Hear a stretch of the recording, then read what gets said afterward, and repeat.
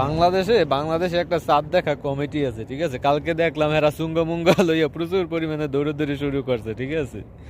তো এদেরকে নাকি সরকারিভাবে বেতনও দেওয়া হয়।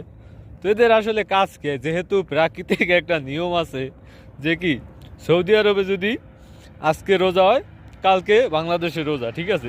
চাঁদ দেখা কমিটি যদি বলে যে কালকে রোজা না, সেটা কিন্তু কেউই মানবে না, ঠিক আছে। চাঁদ দেখা কমিটি হুদয় একটা ফালতু কামে রাখছে, সরকার হুদয় বেতন দিতে আছে।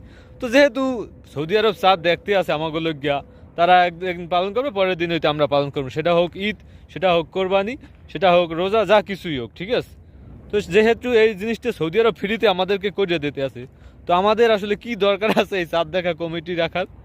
আদৌ কি কোনো প্রয়োজন আছে? এই যে টাকা পয়সা, সরকারের টাকা পয়সা এই যে চাঁদ দেখা কমিটিকে প্রতিনিয়ত দিতে আছে তারা, আসলে মানে এদের কাজ কি?